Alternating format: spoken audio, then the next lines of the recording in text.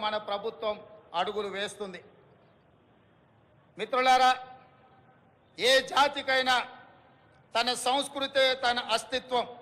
ఆ సంస్కృతిని కాపాడటం ప్రభుత్వాల బాధ్యత.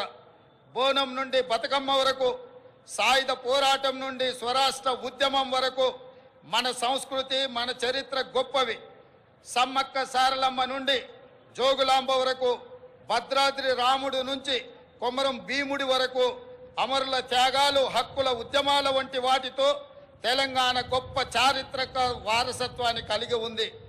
ఈ సంస్కృతిని, చరిత్రకు పునరుజ్జీవనం జరగాలి. తెలంగాణ వచ్చి 10 ఏళ్ళైనా ఇప్పటికి మన రాష్ట్ర గీతము లేదు. ఉద్యమ కాలంలో ఉవ్వెత్తున స్ఫూర్తిని రగల్చిన జయ జయ హే తెలంగాణ జననీ జయ కేతనం గేయమే మన రాష్ట్ర అధికార గీతం కావాలని ఆనాడు ఆశించాం. సహజ కవి అందశ్రీ రచించిన ఈ గేయం మన రాష్ట్ర గేయంగా ఉంటుందని విశ్వసించాం. ప్రజల ఆకాంక్షల మేరకు ఈ పర్వదినాన జయ జయ హే తెలంగాణ గీతాన్ని రాష్ట్ర అధికార గీతంగా సగర్వంగా మా ప్రభుత్వం ప్రకటిస్తున్నది. చిహ్నం ఒక జాతి చరిత్రకు అద్దం పడుతుంది. జాతి చరిత్ర మొత్తం నిక్షిప్తమై ఉండేది చిహ్నంలో మాత్రమే. తెలంగాణ అంటే ధిక్కారం, తెలంగాణ అంటే పోరాటం. రాష్ట్ర అధికారిక చిహ్నంలో అది ప్రతిబింబించాలి. ఆ దశగా ప్రజాప్రభుత్వం నూతన చిహ్నాన్ని రూపొందించే పనిలో ఉంది. వివిధ వర్గాల నుంచి వచ్చిన సూచనలు, సలహాలు పరిగణలోకి తీసుకొని రాష్ట్ర నూతన చిహ్నాన్ని రూపొందించే పనిలో ఉన్నాం. అదేవిధంగా మిత్రులారా, ఉద్యమ సమయంలో ప్రజలు టీజీ అనే ఇంగ్లీష్ అక్షరాలను తెలంగాణకు సంక్షిప్త అక్షరాలుగా నిర్ధారించారు. యువత తమ గుండెలపై టీజీ అని పచ్చబొట్లుగా పొడిపించుకున్నారు.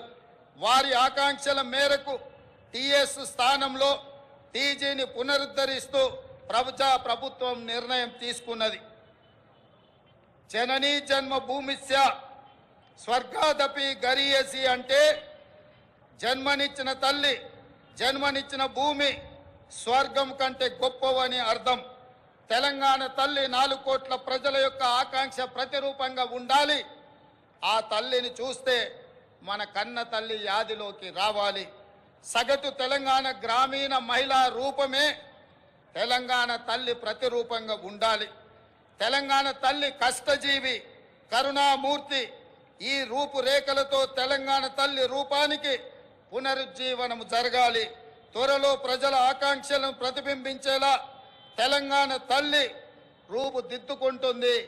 త్వరలోనే తెలంగాణ రాష్ట్రానికి తెలంగాణ తల్లి యొక్క ప్రతిరూపాన్ని మేము అందించబోతున్నాం.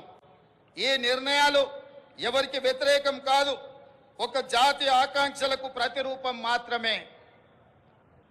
అదేవిధంగా మిత్రులారా, తెలంగాణ రాష్ట్ర ఆర్థిక పునరుజ్జీవనం మేము అధికారం చేపట్టే నాటికి రాష్ట్ర ఆర్థిక వ్యవస్థ పూర్తిగా విధ్వంసమైంది. 7 లక్షల కోట్ల రూపాయల అప్పుల ఊబిలో తెలంగాణ కూరుకుపోయింది. శాసనసభలో శ్వేతపత్రము పెట్టి వాస్తవాలు ప్రజల ముందు ఉంచాం.